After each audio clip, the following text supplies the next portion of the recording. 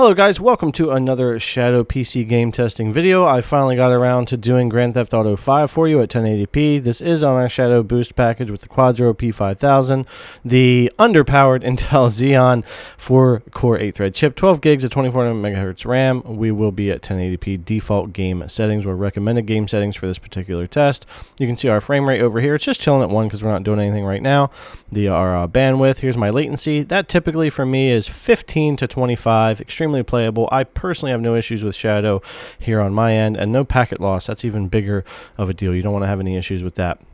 So getting into our display, even though we'll be gaming at 1080p, my stream from Shadow to my local PC will be 1440p, 144 FPS variable refresh. You can change it to many other resolutions, of course.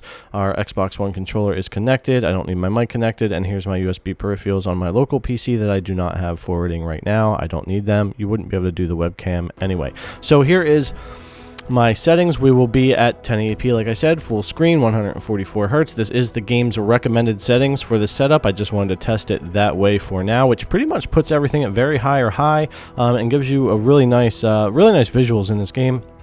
Not really compromising too much, even though we have a lower powered CPU. The only other changes that I really did make was I turned off VSync. You don't need that with Shadow. Never use that with Shadow. And then in here I turned all these on. So our high res shadows, long shadows, all of that is on. Doesn't make a big difference, but it's a little bit nicer. So first we're going to run our benchmark, and then after we run through this and you see how that goes, we'll do just a little bit of real world gameplay so you can see me running around in the game world as well. And those two things should give you a really good idea of how this game's running on the Shadow Boost package for your Shadow PC.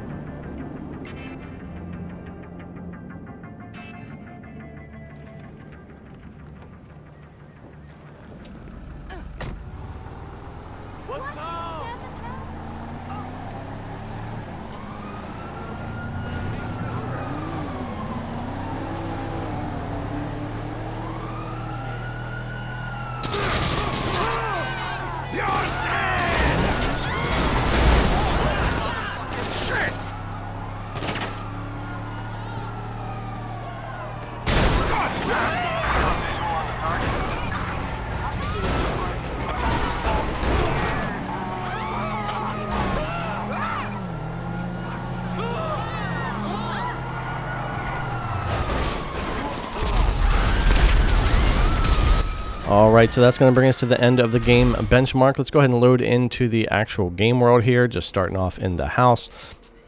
And we'll bring up MSI Afterburner here again, just like we had running for the benchmark. All the settings are identical, exactly the same, nothing has changed. And we will go outside and walk around a little bit, and then we'll hop into a car, do a little bit of driving, and between those things and the benchmark that we ran, it should give you a really good idea about this game. Now you can see all of the threads over there working.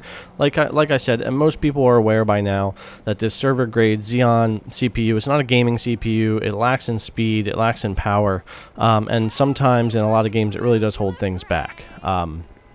It just doesn't do the P5000 justice. But I will say, though, for what they're touting for the $15 a month or $12 a month if you sign up for 1 year, it does play most games at 1080p at 60 or above. And if you're playing something simple like Overwatch or Paladins or something easier to run, I can definitely run those at 144.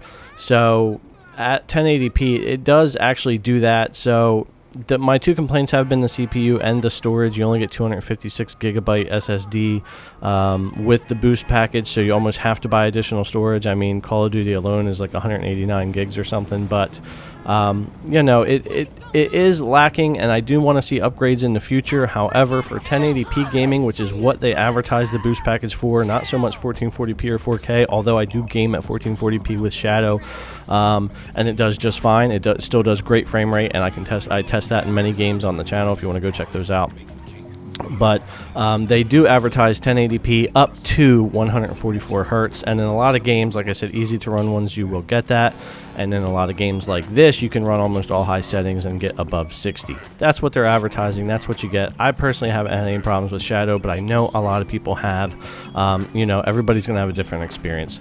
Same with GeForce Now. I have some people that talk to me and say how great it is. I have a great experience with it, but then I have others in the community as well who have had nothing but problems with it. So it depends on your internet, your setup, how close to servers you are, just luck. I mean, it really seems to be the case. So, but all these services, these cloud PC services and cloud gaming services, are in their infancy for the most part. This is newer stuff we're getting into, and hopefully all these services will continue to get better in the future. So that was just a little bit of driving around. You can see a nice consistent frame rate, and also no stutters or issues, you know, in the game. Everything still runs really, really smooth. No real complaints with that there. So anyways, guys, I hope this gave you a good idea how Grand Theft Auto 5 will run on Shadow. You can change these settings to anything you want. Much lower and get a much higher frame rate. You can raise them a little bit, although there's not much more room to raise. And things like that. You can definitely play at 1440p. The thing about Shadow is it's all up to you. So thanks for coming to check out the video. Subscribe to the channel if you haven't. Give this video a thumbs up. Ring that notification bell so you know when I drop new videos, and leave me your comment down below. Thanks a lot, and I'll catch you next time.